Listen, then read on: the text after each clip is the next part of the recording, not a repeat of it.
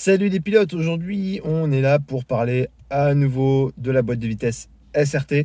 Alors on est à nouveau dans ma petite BM adorée. Ce n'est pas un hasard, vous allez comprendre après pourquoi. Si vous êtes nouveau sur la chaîne, donc il faut savoir, voilà, il y a maintenant quelques temps, j'ai développé la meilleure boîte de vitesse au monde, elle est là. C'est un projet do it yourself, donc vous pouvez, voilà, il y a une liste de courses, vous achetez toutes les pièces, vous imprimez certaines pièces, vous assemblez tout et vous avez la meilleure boîte de vitesse au monde. Il y a tout qui est partagé gratuitement, expliqué, etc., etc., etc. Si ça vous intéresse, je vous mets le lien directement dans la description.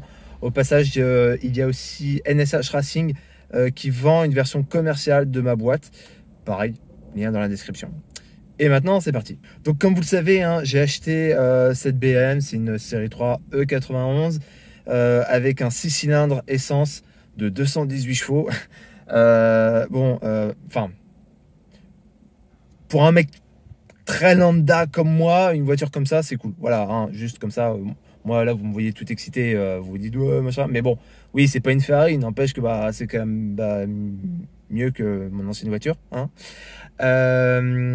Et pourquoi je parle à nouveau de ma voiture, en dehors du fait que j'adore cette voiture, c'est pour son levier de vitesse. Alors, j'ai remarqué un petit truc avec ce levier de vitesse, c'est que, alors, quand on pousse sur la gauche, la résistance est tout à fait linéaire. Voilà, très bien. Par contre, quand on pousse sur la droite, je sais pas si on le voit, mais il y a quand même un cran.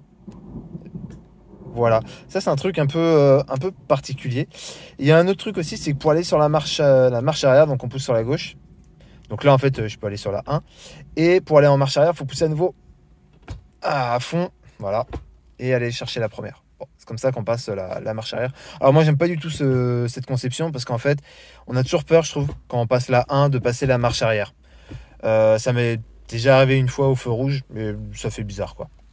Bon, là, vous vous dites, pourquoi ce mec nous parle de son levier de vitesse de sa BM Je pense qu'il y en a qui commencent un petit peu, là, dans le fond, à comprendre où je veux en venir. Donc, je n'annonce pas dans cette vidéo la V10 de la boîte SRT. Donc là, actuellement, on est sur la V9. Je n'ai pas commencé à bosser sur une V10. C'est pas au programme pour différentes raisons que je vous exposerai un peu plus tard. Par contre, je me dis que ça pourrait être très intéressant d'essayer de travailler sur des répliques exactes de boîtes de vitesse. Alors, pas nécessairement de cette voiture qui, bon, même si elle est sympa, et pas non plus extraordinaire. Mais voilà, faire une boîte en H, donc en reprenant évidemment le principe de la boîte SRT, qui répliquerait vraiment à l'identique le feeling d'une voiture avec exactement le même layout. Donc là, par exemple, si c'était sur cette voiture, on aurait la marche arrière qui serait à gauche de la 1. Et du coup, ce serait une boîte vraiment très très simple. Il n'y aurait aucun mode, parce que voilà, là, sur la boîte SRT, il y a pas mal de modes. Il y a le mode joystick, le e-clutch, la button plate, etc., etc. Là, il n'y aurait aucun mode. Alors, au passage, le e-clutch, je bosse à nouveau dessus. J'ai commandé un plus gros cerveau que celui-ci, que je devrais recevoir sous peu. Donc, je continue de bosser dessus. Je bosse aussi avec Industrie SNC pour simplifier encore la liste de courses pour qu'ils proposent encore plus de pièces qu'avant. Un autre avantage du coup, c'est que la boîte serait beaucoup plus simple vu que déjà on vire tout ce qui est réglage. Il n'y aurait pas de réglage, c'est-à-dire que il n'y a pas d'histoire de je règle la course, je règle le ressenti ou quoi que ce soit. C'est juste, j'ai envie de vous dire, quand vous achetez une voiture, vous réglez pas le levier de vitesse. Le levier de vitesse, il est comme il est.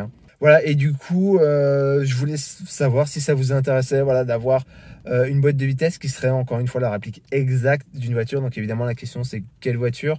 On peut en faire plusieurs. J'avoue que pour commencer, j'aimerais bien faire peut-être une M3 ou M5 parce que c'est des voitures qu'on trouve assez facilement, sachant que concrètement, moi j'ai juste besoin, j'ai envie de dire, de passer 10-15 minutes dans la voiture, prendre quelques mesures, regarder comment elle ressentit pour après le répliquer sur la boîte de vitesse.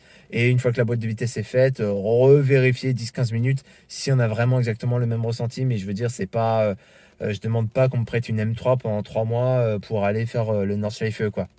Donc du coup, je sais pas, ouais, peut-être une M3, M5 et après, qui sait, s'il y a suffisamment de monde intéressé, peut-être qu'on pourrait réussir à mettre la main sur, j'en sais rien moi, une F40, une McLaren F1, soyons fous. Sachant que, encore une fois, on demande juste à être 10 minutes dans la bagnole. Je peux même rester sur le siège passager, quoi, c'est dire. Aussi, la question que je me pose, c'est est-ce qu'on garde le mode e-clutch? Alors, encore une fois, qui va évoluer, qui sera plus efficace dans le futur? Est-ce qu'on le garde, sachant que c'est quand même, encore une fois, à mon sens, un élément important? Et d'un autre côté, en théorie, ça permettrait aussi d'avoir peut-être une boîte un tout petit peu plus abordable, hein, sachant que pour le moment, la boîte SRT, elle coûte environ voilà, dans les 200 euros. Voilà, n'hésitez pas à me dire ce que vous en pensez dans les commentaires. C'est pas un projet sur lequel je vais bosser dans l'immédiat, hein, parce que voilà, dans l'immédiat, la priorité, c'est les vérins, mais comme je l'ai déjà dit donc dans un article sur le site, j'ai fait une commande, j'attends que cette commande arrive, etc. Donc ça va prendre pas mal de temps. Puis là, justement, je vais partir en vacances, donc ça n'aide pas. Mais du coup, voilà, je me dis sur la plage, il me faut un truc à réfléchir. Donc, je voulais vous partager ce projet. Voilà, donc encore une fois, dites-moi ce que vous en pensez en commentaire et on se revoit bientôt.